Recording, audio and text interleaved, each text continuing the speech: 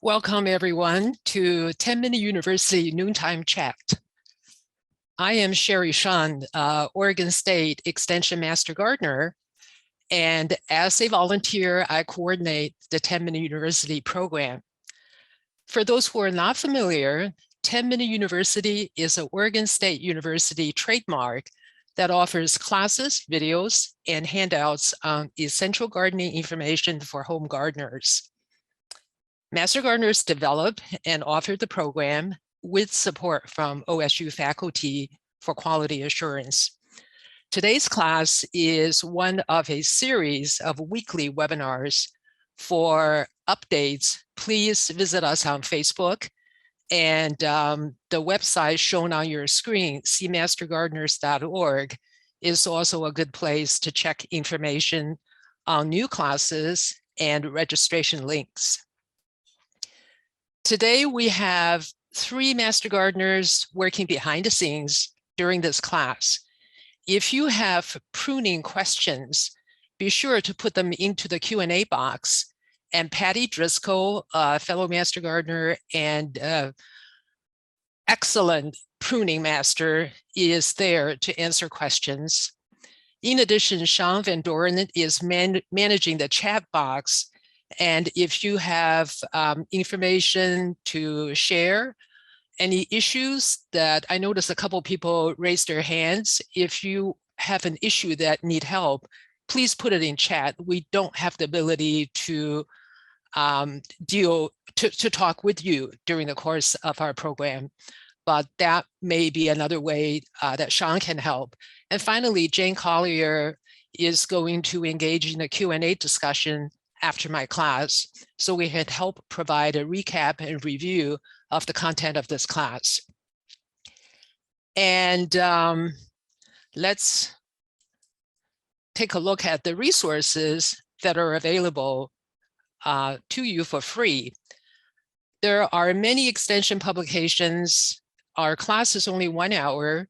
So if you would like to delve more into the content and learn ways to prune, here are good resources. And I should mention, the presentation is being recorded and you will receive a link shortly after, maybe in a day or two. And in that follow-up email, you not only will get the link to this recording, but you will see all of these resources mentioned in the presentation. So don't worry about writing down anything. So these are the 4 things I hope you will get out of today's presentation.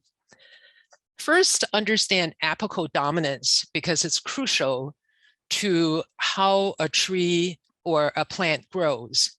Secondly, know what makes a strong framework in fruiting trees. Thirdly, know how to train a fruit tree to develop the strong framework and support fruit production. And finally, know how to prune some of the common fruit trees. So apical dominance is the result of auxin, the name for a group of growth hormones that concentrate at the tip of the top bud. It encourages the top bud to grow while inhibiting everything else underneath. So this is a simple way to ensure the dominant position of the top bud.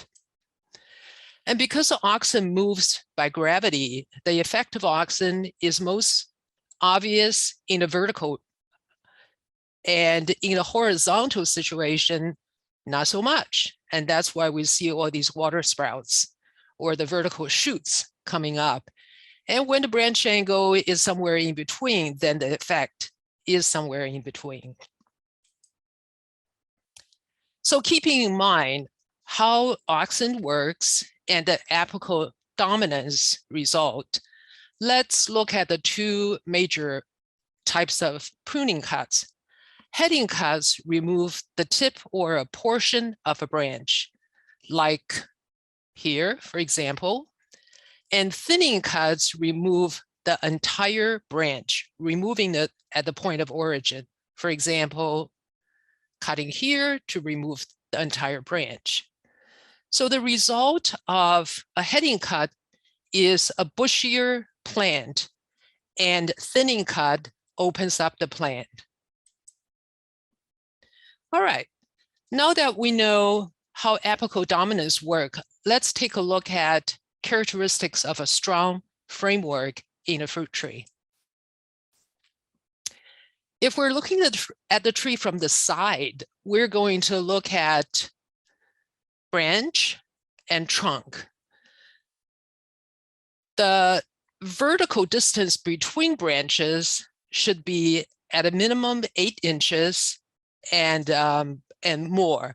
And this is to minimize competition between these branches. In addition, the angle of attachment where the branch and the trunk come together, that angle should be 45 to 60 degrees.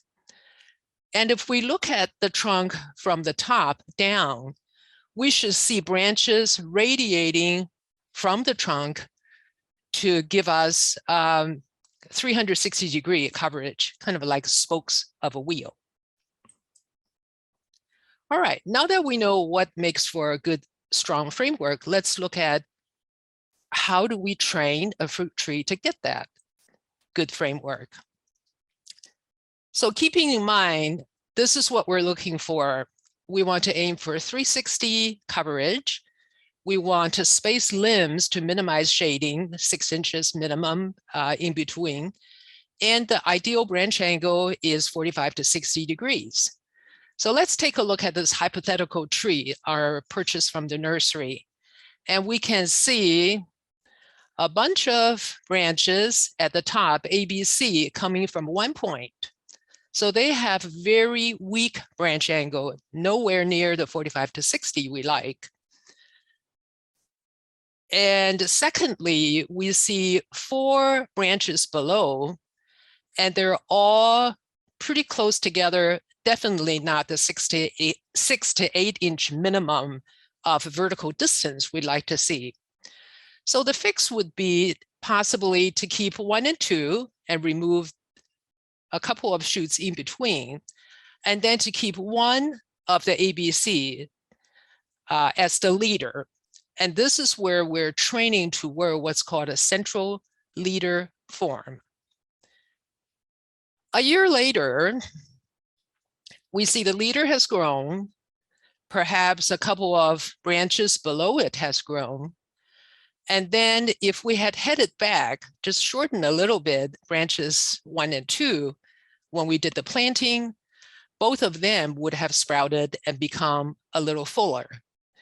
So repeating the process of looking at the structure, vertical distance between branches, encouraging the branching and further development, 6 to 8 years later, we're likely to get a tree shaped like this.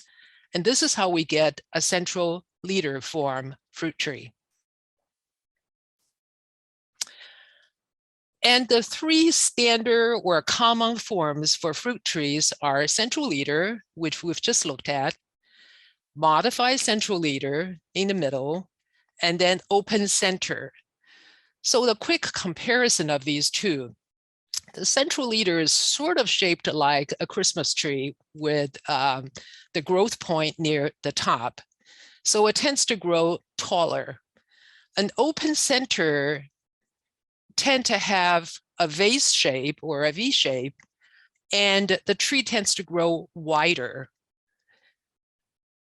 Some trees lend themselves to central leader form. For example, apples, they just like to grow vertically, and many pears as well. But in the home orchard, a central leader can be a challenge because the tree wants to get too tall, and as a result, become out of reach, or you have to use a ladder. So in the home orchard, if you started out with a central leader form, at some point when you have gained enough fruiting branches, what's called a scaffold, you can remove the top and let the tree grow a year or two. And that's how you get a modified central leader form, which is particularly a good match for pear, persimmon, and fig. Now, the open center form is best suited for cherry, peach, plum. In fact, it works for all fruits and nut trees. If you really want to keep your tree in a small shape and within reach, then this is the way to go. And this is how you train toward the open center form. I just said earlier, apples tend to want to grow as a central leader, but this picture here is an apple tree trained into an open center form.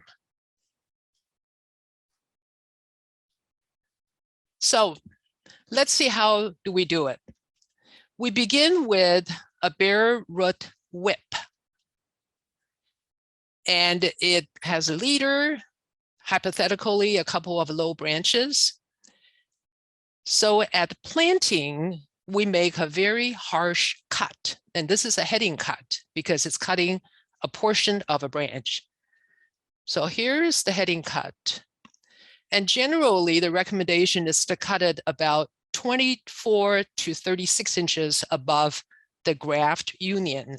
So your fruit tree will have a rootstock and then a graft, which is the, and above it is the scion. It's the kind of fruit tree that you want.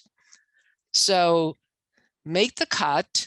And before making this really harsh cut, look below where hypothetically you're going to make the cut and make sure you have dormant buds below, because that's where you're going to get your branches.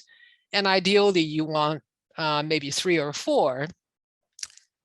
So make the cut and perhaps thin out the lower branches because they're just too close to the ground. So they're going to be in the way as the tree grows.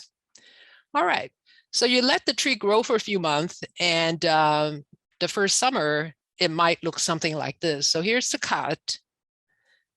And below the cut, some of the shoots would have come out from those dormant buds. And let's say we have 4 shoots.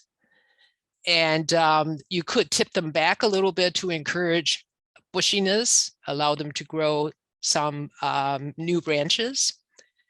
And in the first winter, come back and take a look at it. And at this time, you want to look at the framework. All right, so we have a trunk. We have 4 potential fruiting branches, the scaffold, and perhaps there's one that is going the same direction as another one. So we might take one out in using a thinning cut and keep these 3. That gives us the 360-degree coverage. And then in addition, we might notice some downward branches, some branches that are grown toward each other and are rubbing, and remove those. And all of these are thinning cuts. And after pruning in the winter, this is the first winter after planting, the tree might look something like that. And that is the beginning of an open center form. If you are really interested in growing a fruit tree small for your home orchard, and you're starting now with a bare root whip, you might consider looking at a book that can get a whole lot of information, and it's called Grow a Little Fruit Tree by Ann Ralph. And that will give you a lot of useful tips. Sorry, I skipped ahead a little bit. So we've talked about how to train toward a central leader form and an open center form. Sometimes, and usually training should be done when the fruit tree is very young, from the year of planting, and then intensively with care, the first maybe 2-3 years is where you get the greatest result, because the new branches are pliable and easier to work with. But occasionally, we may have an established fruit tree that needs to be trained as well. So one way to deal with an established fruit tree, if you want to lower it, is by removing the upper branches, the whole limbs at the top. And Oregon State University has a publication that is shown on the screen, which details the steps toward making this work. And in addition, if you have a mature fruit tree that really needs renovation, OSU has a separate publication. And in this instance, you're still removing either the central leader, if that is deformed, in order to reduce height, or open up the top, as in the previous slide, with the thinning cuts in order to open up the center to light. And when the center of the tree is opened up and sunlight can come in, that's when you're going to see new shoots begin to develop. And you might look at these shoots and train them as potential new kind of fruiting branches or scaffold branches. If your tree is already really vigorous, consider pruning in the summer. I know it's more difficult to see everything, but summer pruning is going to end up with a lesser response from the tree. So you will have fewer corrections, removing water spouts, etc., the following year. And just remember, your annual pruning budget should be no more than 1/3 of the foliage, and that's summer and winter together. So when you cut a large branch, make sure you do it in 3 steps. First, step A is undercut roughly 12 inches away. And then the second cut is to remove the weight of the branch. That's labeled B. And finally, you make a clean cut at the branch collar that's labeled as C. And this means it's really important to know where branch collar is. So in this photo on the left, let's begin with the branch bark ridge. This is formed when the bark of the trunk is growing while the branch of the bark of this branch is growing, and they push against each other to form this ridge. So locate the ridge and then move out toward the branch. And in this picture, you see an area that looks kind of swollen, and that is the collar. So just remember, the collar is an area where there are lots of energy and chemicals which help with sealing the wound.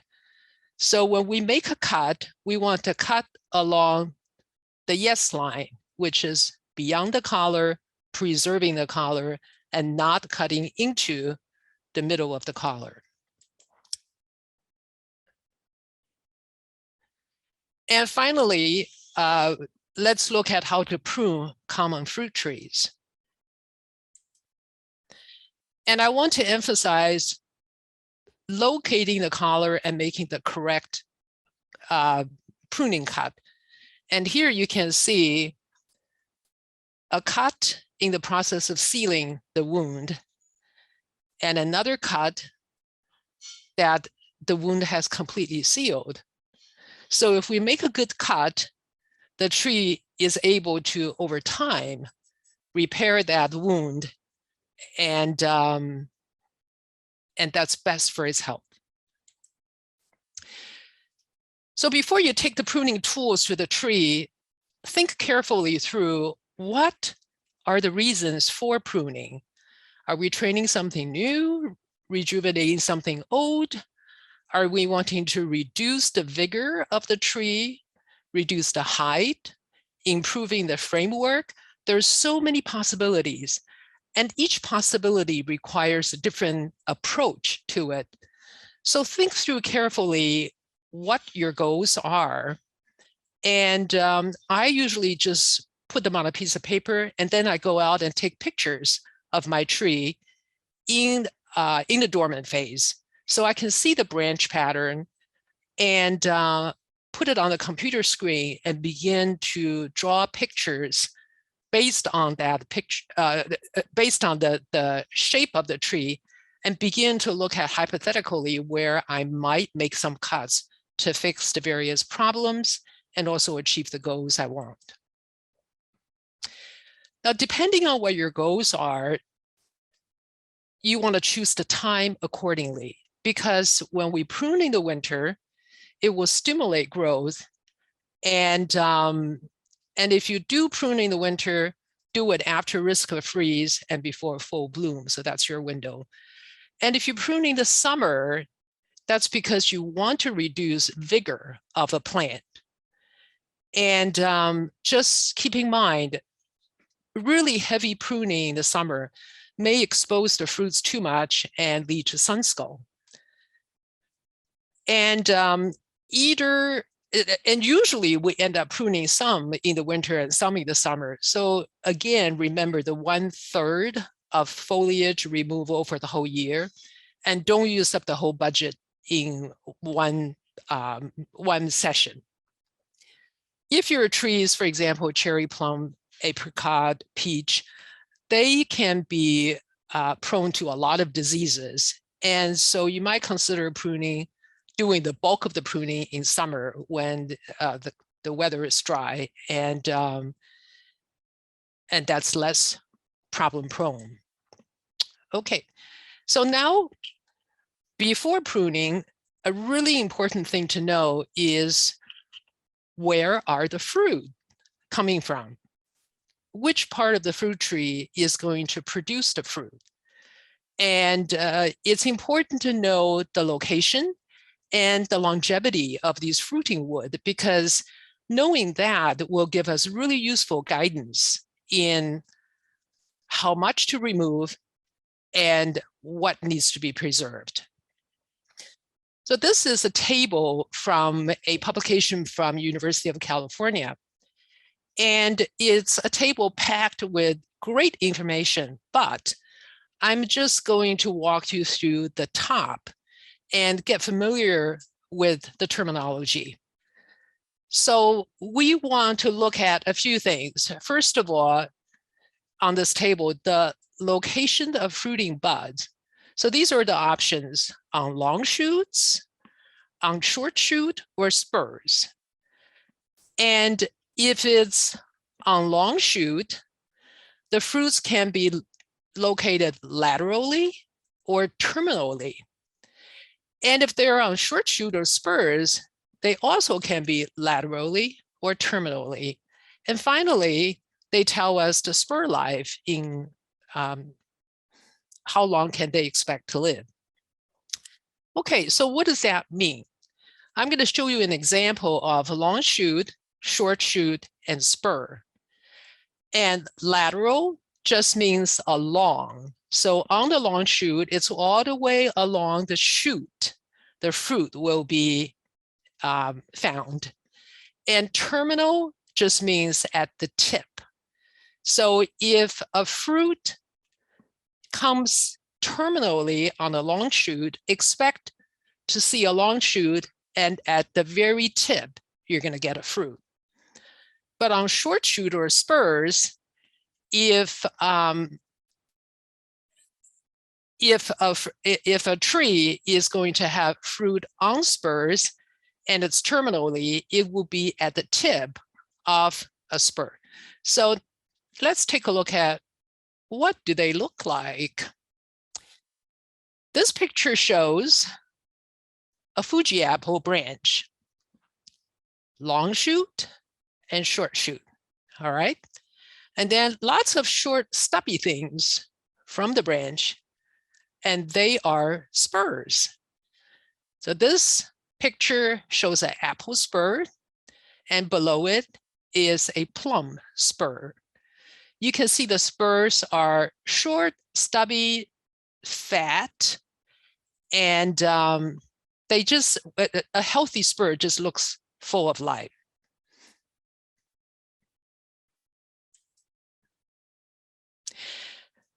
Because we will be told different kinds of fruit trees will have productive wood that's 1 year old, 2 year old, etc., it's good to know how to tell what is 1 year old, what is 2 year old.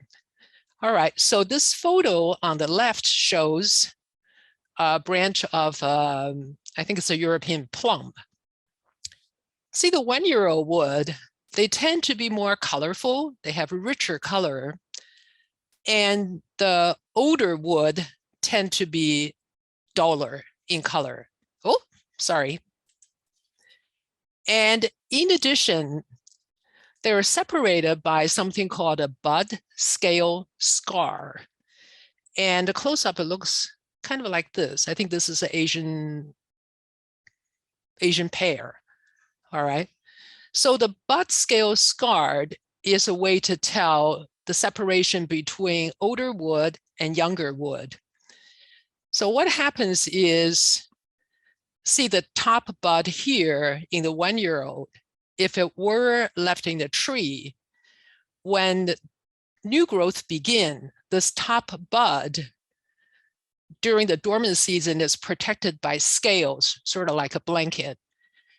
It will begin to grow and the scales will peel off. And when they fall off, they leave these scar marks on the branch.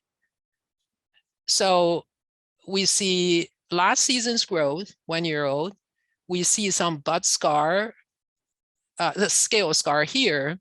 And then 2 year old wood, more scars. Going further, 3 year old, more scar, 4 year old, etc. So that's how you can tell the age of the wood. And when you prune, often you want to preserve the new wood because they're more productive.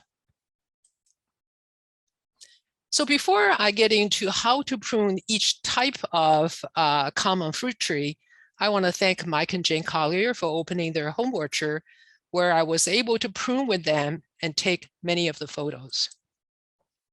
We'll begin with apple and pear. They fruit mostly on spurs and tips of a short shoot. You're looking at pear spur in the lower left and apple spurs in the lower right. And usually the wood becomes productive 2 years.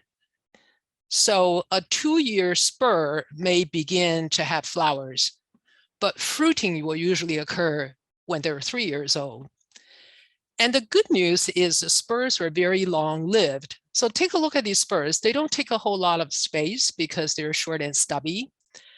And they live a long time. In apples, I think maybe 10 or even more years. And in pears, depending on whether it's Asian or European, but they're 6 to 8 years in longevity. So when you're pruning, it becomes really easy. You want to prioritize, give your attention to the spurs, and then the short shoot, and then deal with the rest. When we prune, we want to begin with the upper portion because that's where the tree has done the most vigorous growth. And so here's the before and after of an apple tree. Don't worry, we'll look at each step closely. So first, in this apple tree, we see a lot of water sprouts.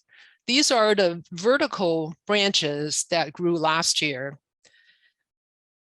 And we can see these vertical growth both in the upper layer of the tree and also further down in some of the scaffold branches.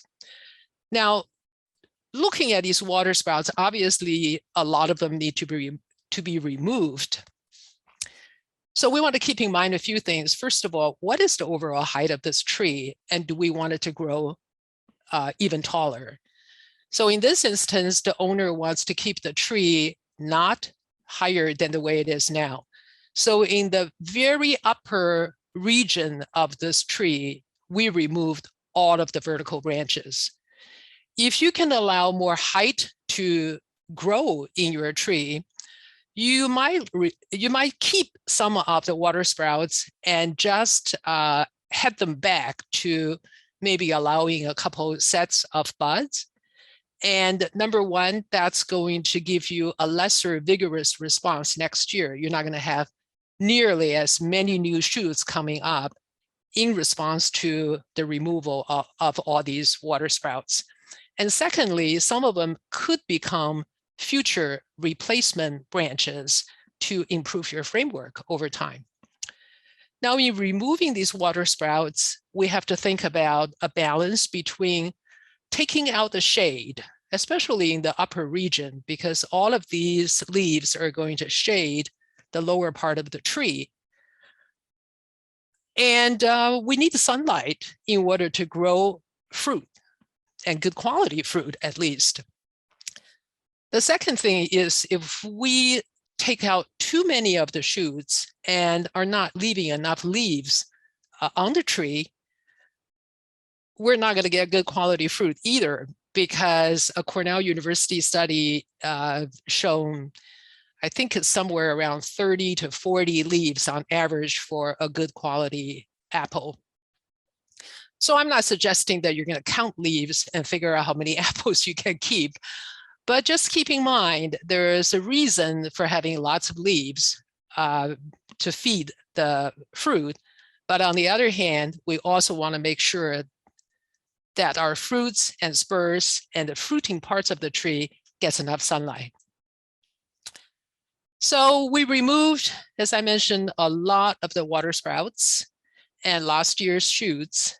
And here's a big pile of things we took off. And now we can look at the framework better. And so remember what we want in the framework. Strong scaffold should have 360 coverage. This we have a vertical distance between the branch of attachment, so they're not overlapping and shading each other out, and 45-degree angle attachment.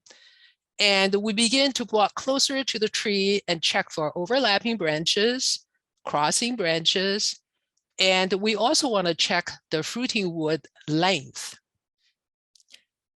because over time, the new wood continue to make your fruiting scaffold, the branches, become longer and longer and growing away from the center.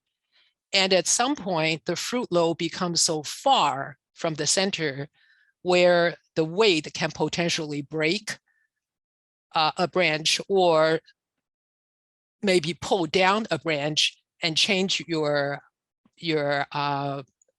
branch angle. So neither one is desirable. And after we've checked the framework and made some corrections by removing the crossing branches, then we look at the spurs more closely. So keep in mind, this is an apple and it's a spur bearing type. So the fruit are on the spurs and short shoots. And we know the spurs live a long time.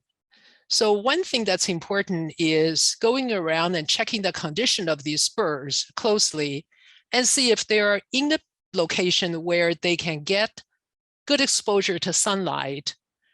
Then also, you can tell the age of the spur by just looking at these butt scale scar on it. It's sort of like a tree ring, and it can help you figure out roughly how old the spur is. And so obviously we want to encourage young spur development and perhaps need to replace the old spurs. So you could cut back the old spurs or shorten it, head it back, and see if it might encourage new development. So here's a picture of a strong spur, and this may grow into a flower, fruit. And down below, you can see perhaps the leaves because they're flatter looking. And on this branch, you can see stronger spurs and a weak one. And most likely it's because it was shaded, so it wasn't able to develop as well. And as I mentioned, you can remove it to encourage hopefully more new spurs develop, or you can shorten it, and that may also help rejuvenate the spur. But the most important thing is checking the location of the spurs, see how strong they are, and also check overhead and see if they are in so much shade that's going to keep them from growing well. And the final step in pruning, and this is still the apple, is to thin out the fruits. And you can thin out fruits by thinning out the fruiting branches. And this is an illustration from an OSU publication that shows an example of how to thin out fruiting branches. Essentially, you're shortening the branches using thinning cuts. This is, I think, one of the hardest things to do for the gardener, because after all, we grow fruiting trees for the fruit, and to remove fruit is really, really difficult. So just keep in mind, you can thin out the fruiting branches to reduce the fruit load, or you can wait until June, after the so-called June drop, which is Mother Nature's help for us to reduce some of that fruit load. So some of the fruits will fall to the ground. And the best time to thin the fruit is when it's between the size of a dime and a quarter. And with the apples, you should thin it to 1 fruit per cluster of flower. I have a really tough time picking off the fruits at that time of the year, just because, I don't know, it's just emotionally draining. So I rather just thin out the fruiting branches because it's easier for me. But you can do both or choose one, but just make sure you thin your fruit, because otherwise you're going to get potentially a lot of fruit of not very good quality, or you may also damage your tree because of the heavy load on the branches. So that's it for how to prune an apple tree. And some of you may say, oh my gosh, this seems overwhelming. I can't remember how to do it. So let's review one more time the general steps using Asian pear as an example. So we have the before and after of the Asian pear.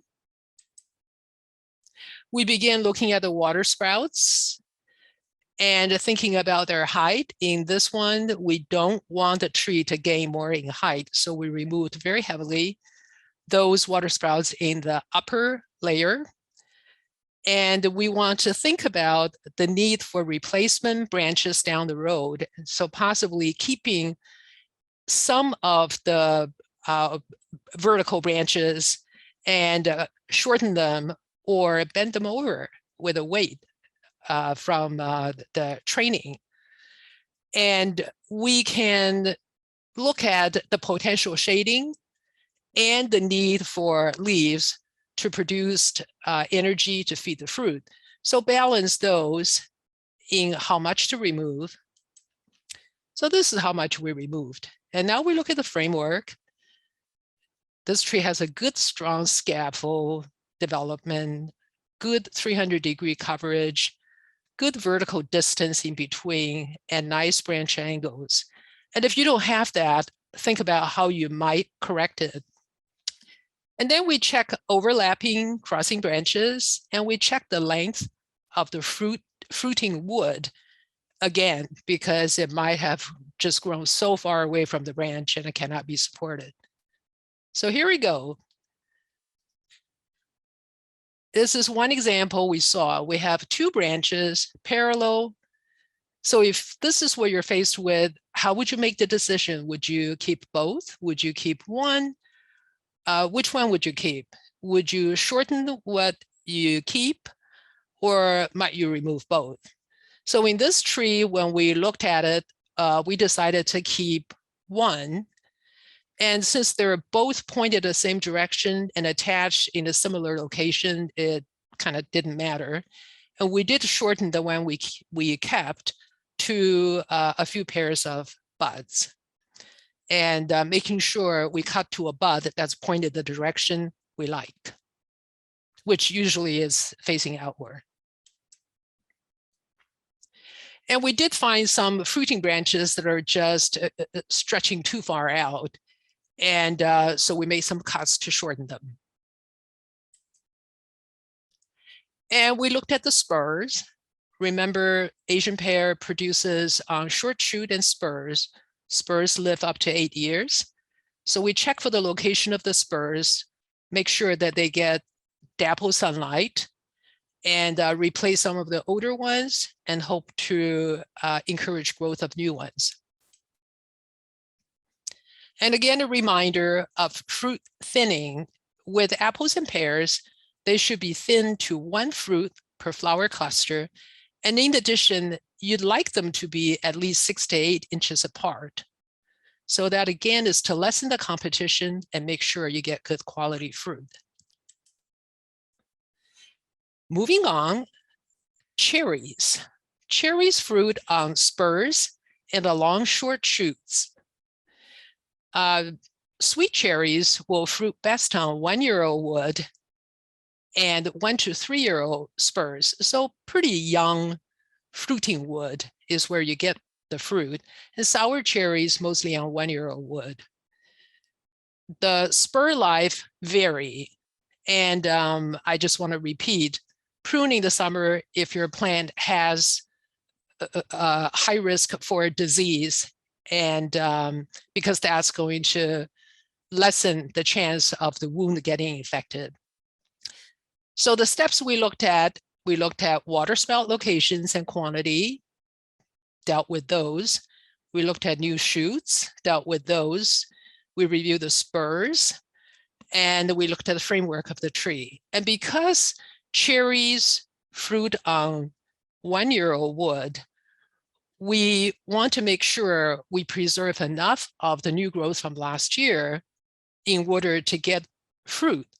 But we don't want to preserve too much and end up shading the rest of the tree, which will prohibit growth for new shoots this year, and meaning next year we're not going to get as much fruit. So this is what looks like. We started out with the tree image on the left and finished with the picture on the right.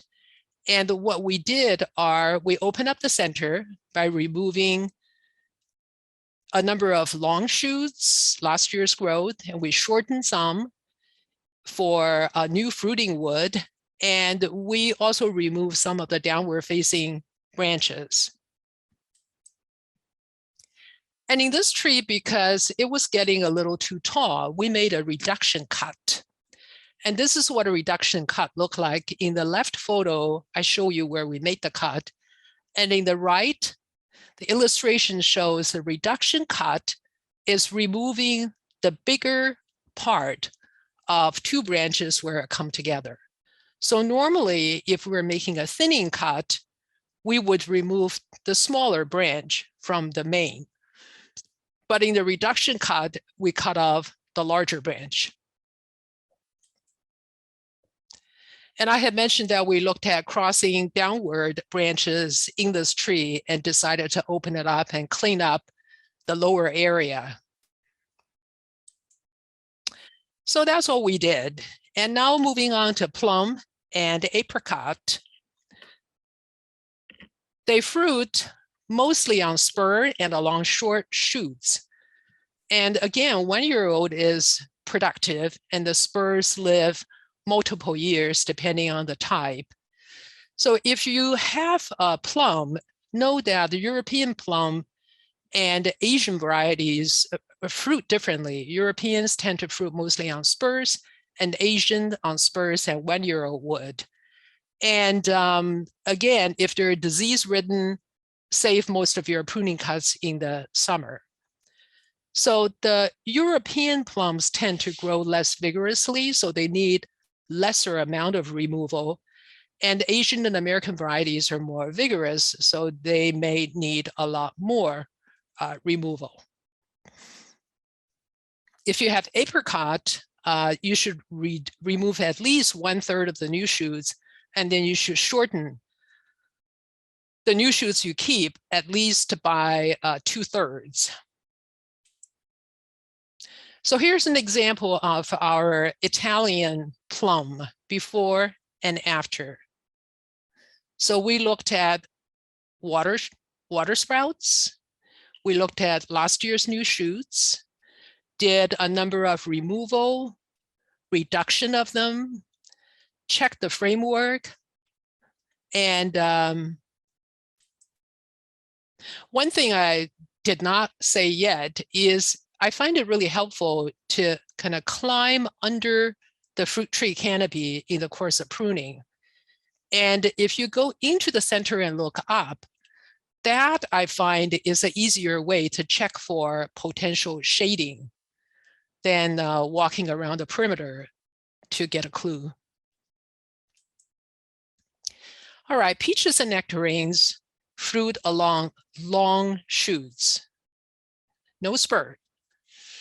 And because they fruit on 1-year-old wood, they need a very heavy pruning. They will, so roughly we're removing about 50% of last year's shoots, and then remaining shoots to shorten them at least by 1/3 in order to lighten the fruit load.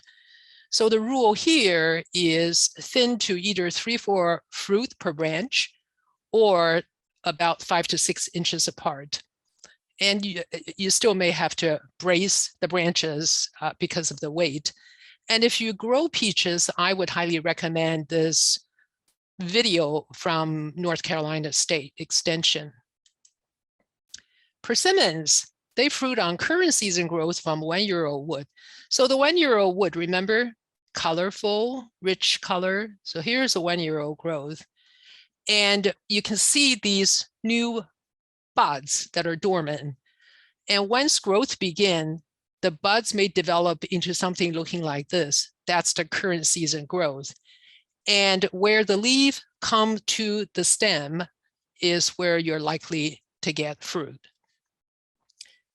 Imagine this long 1-year-old wood with new current season growth, and every one of them has 2 or 3 or 4 fruit.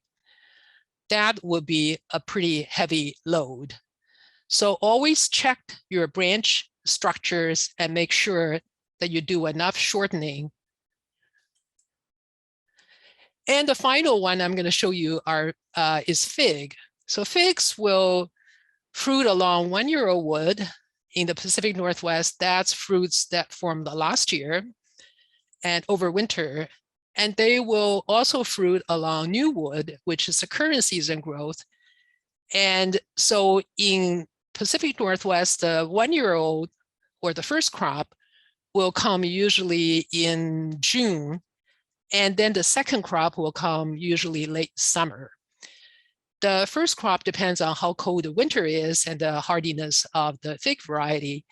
And the second crop depends on how long the summer is, and again, the variety.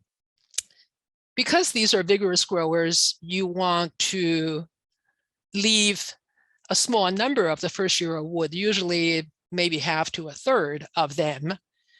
And you want to thin by removing the old branches, because remember, anything that's 2 years old, it's only scaffold. Its only purpose is to support fruiting branches, because and otherwise it's not going to produce any wood. So this is the table I started out early on, University of California publication that shows location of fruiting buds, spur life, and how much to prune, etc. I highly recommend you download this. And if this looks really daunting to you, looks too complex, I just want to share, years ago when I took a pruning workshop with an OSU extension expert, and I asked him, my neighbor has a giant fig tree that's maybe, I don't know, 30, 40 years old, and only the squirrels can get the fruit. So how can I help her rejuvenate the tree? And I expected really detailed pruning instructions. And he looked at me, laughed, and said, cut it to the ground, leave 2-foot high stubs, and they will resprout from there, and then you shape your tree. I thought, oh, okay. Well, I'm sharing this story not to say that that's the solution to all overgrown fruit trees, but sometimes we just have to lighten up a little bit and don't make it too serious. All right. I know some of you grow non-fruiting shrubs or canes, for example, blueberries. We have a class next week. If you're interested, please sign up. And we also have a video from 10-Minute University that you can look up, and it contains a lot more information about steps to properly prune your blueberry bushes. Raspberries, we don't have a class this season, but lots of resources, handout, video, and OSU publication. Again, all of these links are going to be in the follow-up email in a day or two sent through Zoom with the recording of this class. So there's no need to write them down. If you like blackberries, again, more resources. And if you like table grapes, again, more resources. So with that, a final review of the OSU publications and University of California publications. And we are done. So I welcome Jane Collier to join me, and we can have some discussions about pruning. Thank you, Sherry. You covered a lot in this, and a lot of people wrote in their questions earlier before you finished your, and so a lot of these questions that I have now are things that you already covered, but of course it's always good to go over them again. One thing that I don't believe you covered very much and people want to know is when you talked about how to prune them, but they want to know, should I prune my bare root nursery tree right after it's planted? Do I prune it then? Okay, so the bare root tree should be pruned at planting. And yes, and in fact, some of the nurseries in California that are so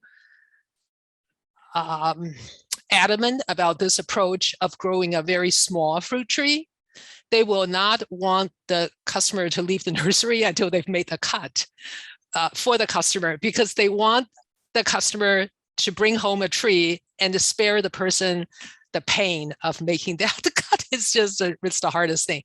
And I watched a video of California Master Gardener teaching this class, and she showed a picture of her cutting her little fruit tree in her garden to a group of people who are in a class. And it's just comical to watch the expression on all these people's faces. Yeah, it's a tough cut, but it really helps your tree stay small. If I'm growing a new tree now, that's what I would do. Okay, you also covered this, but they wanted to know a little bit different for tip-bearing apples versus spur-bearing apples. What's the difference in how you prune them? You did go into some detail about each. Yeah, so the spur-bearing apples, we want to give spurs the priority.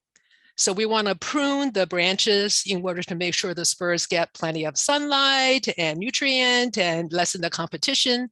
But the tip-bearing ones, we need to pay attention to the shoots, because the fruit comes from the end of a shoot. And so that is the main difference. Again, we still need to look at shading. We need to look at how many new shoots are there in order to make sure that we're not favoring getting a big crop this year at the expense of not getting much next year. And one thing I should mention is something called alternate bearing. So some trees lend themselves to doing that just naturally, but often people experience alternate bearing, and that is 1 year the fruit tree is so productive, we have just so many fruits that we don't know what to do with. And then the next year, the tree produces hardly anything.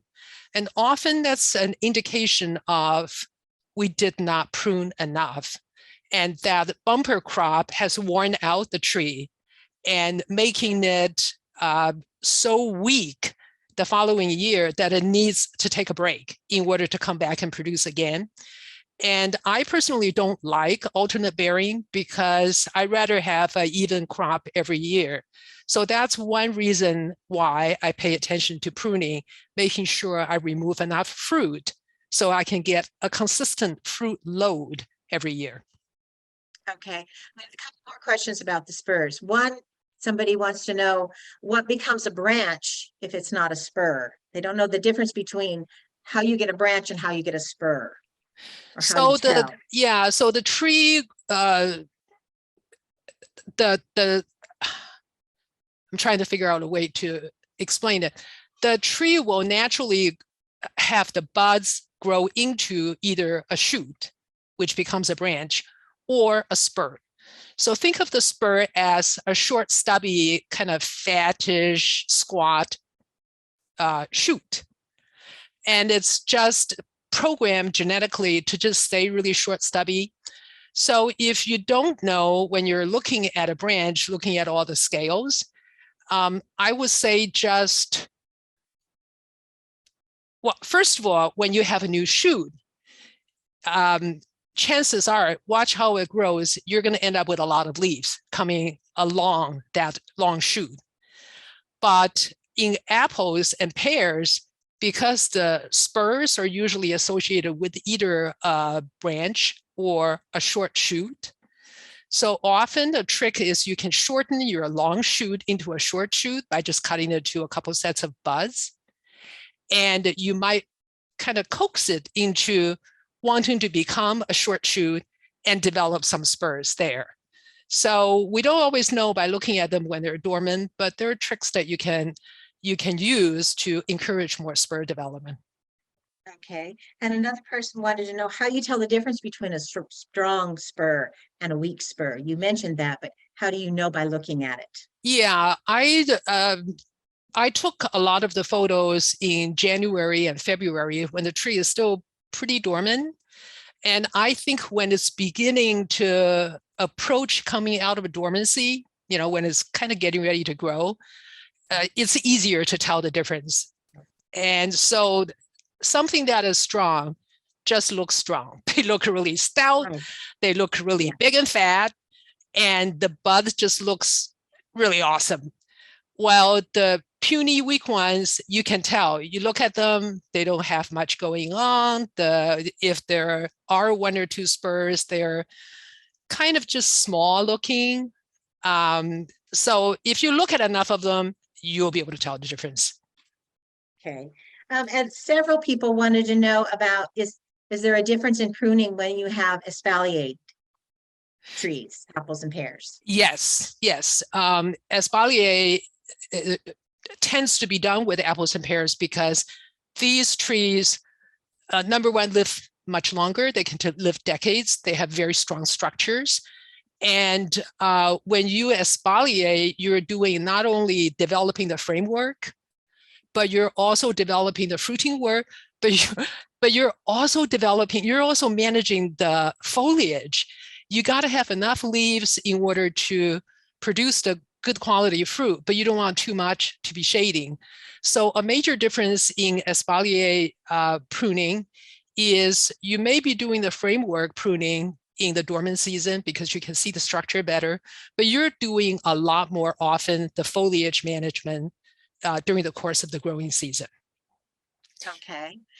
You talked about not having branches growing down, but this person wants to know if there's a reason why you don't want the branches to grow down, even if they're at least 5 feet off the ground. Oh, in other words, they weren't too far down, but they were up high and starting to grow down. And she said, is that okay? Yeah, that's fine. If they're productive, if they have access to sunlight, I'd say keep them if they meet your needs. But in general, the branches that are becoming horizontal, they can encourage a lot more shoot development, water sprouts, etc. And when they're pointing down, they tend to be less productive. So in a fruit tree, we always look at the framework and look at the branch angle to try to get that 45 to 60 degree connection between the fruiting branch and the trunk. That's the strongest attachment. Anything bigger than that is going to be a weaker connection. So you can't carry as much fruit load there. And so in general, we recommend removing that. But if it meet your needs, by all means, keep it. Okay. This person had a central leader, but it turned out it was V-shaped. In other words, they have two central leaders. So Ooh, they're wondering, should they cut one off? And if so, how to do that? oh boy, that's a bad that's a bad setup, because when it's a V-shaped connection, that's the weakest joint. So you're at risk of losing one, and at a minimum, you have bark growing between the two branches where they join. So I would say if the tree is very small and the branches are, well, if it's a very small tree, I would attempt to correct it by removing one. And if it's a really large tree and making a huge cut is just too severe, then I think I may grow a new one while this tree is still producing, and have the new one as a replacement, now that you know how to train a fruit tree to have a good framework. Okay. And this person wants to know if you're at risk, if you have an open center, are you at risk for rotting when you get too much moisture or water? Wherever they live, they say they have 80 inches of water a Ooh. year and a snow load on them too. So they're wondering, no, is it easy to rot an open center versus a central leader? I have not read about that because open center form is a standard for example, peaches and apricot and cherries, and they're grown in orchards in many different parts of the US, including New England, not for peaches and apricot, but for, so from all the extension publications I've read, there's no mention of open center will promote rot. And now remember, if you have an open center form, a big part of your pruning job is to make sure you remove the shade in the top layer, so the sunlight will go through the center and penetrate. So your open center actually is an area where there's a lot of sunlight and good air circulation with proper pruning. Okay, good. This person has several different varieties grafted onto one tree. So does it take any special pruning?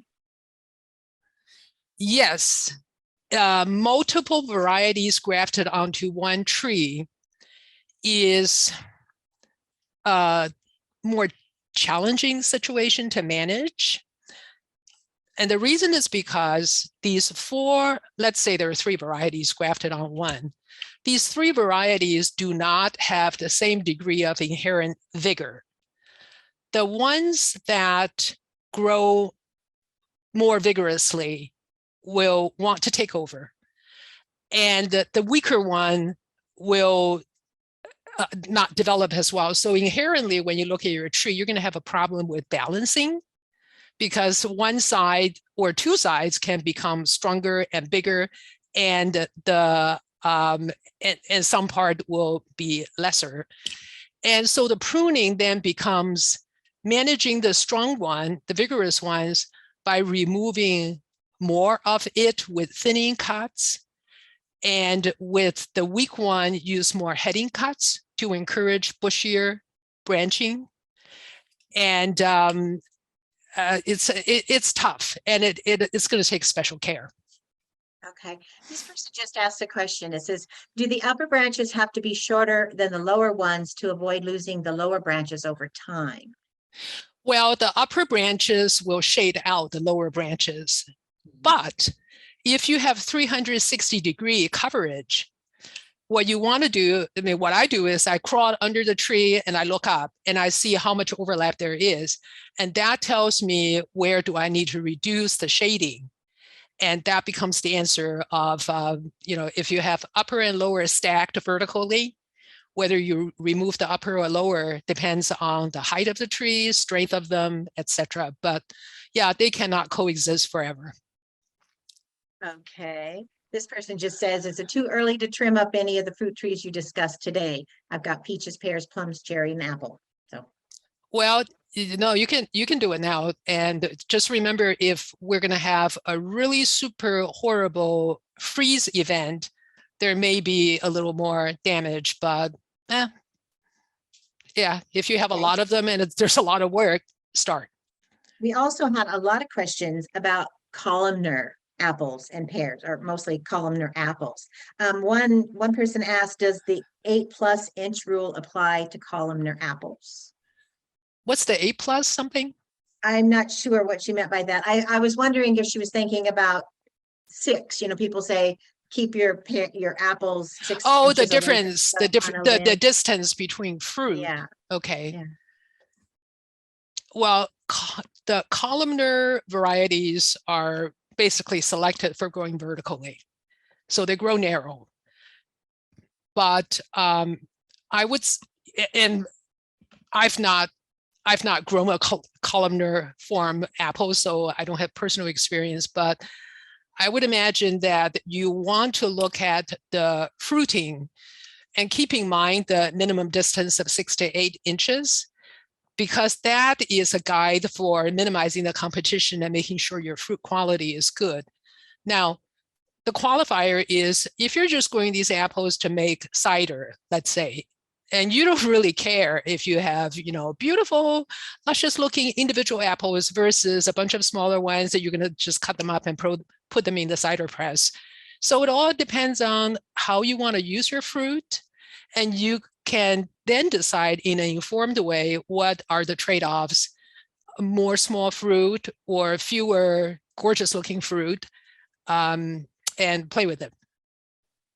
And this person wants to know, is there a way to encourage your branches evenly, radially around the tree? Oh, yeah. I think I did not mention the details of a pruning video that I flashed on the screen when I was talking about training. So in training, we want to, wait a minute, I skipped that slide. I don't know how that happened. So, my goodness. So when you have a young fruit tree and you want to train it to get a wider crotch angle because the branch attachment to the trunk is too narrow and you want to make it wider, you can use a whole bunch of tools. When the branches are really tiny, I've used clothespins or even toothpick, and that's enough to kind of push them apart. And if the branches are stronger and bigger, I've used sticks of wood that's just cut to sticking there. And I did a short video to show how to train a fruit tree. So if you're interested in doing that, I highly recommend you watch that video. And in that video, I wanted to redirect a branch because I got these good branches. I like them, but I don't like the way they're pointed. 2 of them are pointed too close together, and I want to make one go maybe like 20 degrees different. And so I just tied it to a string and the other end tied to a stake put in the ground. And usually you just do that for, it depends on the branch and how pliable, how easy it is to educate it. So it could be even just 1 month or a couple of months or a growing season, but never leave it more than a year, because that's when you're going to end up with the tie point become potentially rubbed off, damaged, etc. We don't want that. So yeah. Okay. Great. Yeah, you can redirect them. You can to get the 360, and so it's training is a really important thing, especially in young trees, and even with old trees, you can still, with some big cuts, create new branches and retrain them. Okay, you talked about summer pruning the cherry and plum because of the disease problem. They want to know, do I prune it before or after it fruits? I know, I was thinking that too. I thought, oh, geez, yeah, you can prune around flowering or after flowering before a fruit, because then you're doubling that up with thinning the fruit thinning and the branch thinning. But you can also prune after harvest, as long as it's not, too late in the season, because we don't want to encourage a lot of tender growth that may be subject to winter kill. And if you do that, that's actually a way to take away the energy from the plant and make it less vigorous. So one thing I did not mention is that's useful to know in choosing when to prune, especially in the summer, is your tree stores a lot of energy in the roots and the stems when it's dormant. So if we prune in the winter, take off a whole bunch of it, come spring, that reserve energy moves up the plant to the new growth, buds and shoots, and great, we have all kinds of new growth and the plant looks vigorous. As early as right after summer solstice, which is late June, it's June 21st, the tree is beginning to kind of get ready for dormancy. So perhaps in late July, August, the tree is beginning to put energy back into the roots to get ready for next year. So if you want to reduce the vigor of your plant, because you have a tree that's just too big, producing too much, and you don't really want that much, and you also don't want to prune it to stimulate all kinds of new growth, you will want to prune right around summer solstice. And that way you're reducing the energy production, the leaves, and you're also, the best part is you're keeping all of those things that you have pruned off, that energy from going back to the roots. Okay. So you end up with a less vigorous plant. That sounds great. We had a couple people ask about the water sprouts, the shoots at the top. Is that included in your third, taking off only a third? Yeah, it is. It is. It's removing 1/3 of the foliage. So yes, they are. Now I know when you were over here pruning some of mine, we talked about sometimes you can go over that 1/3 depending on how strong and vigorous your tree is and how large it is. Absolutely. It's important to know all of these general rules are just general rules. That's what somebody had written down to simplify how to do a job that can be very complex.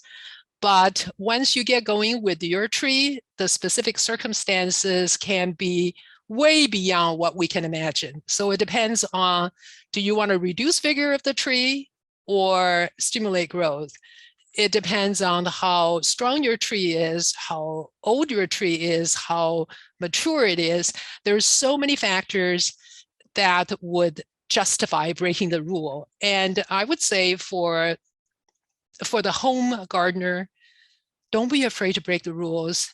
And the worst thing is, if you did something wrong, to be honest, I have made so many pruning mistakes. And especially my younger years before I learned all of these, oh geez, I shudder to think about all the things I did to my plants. And just do it. The major difference between a seasoned gardener and a new gardener is the seasoned gardener has killed many, many more plants, right? So without making a mistake, which will really help you learn what not to do in the future, how do we learn? I mean, you listen to a 1-hour webinar and you probably remember 3 things, right?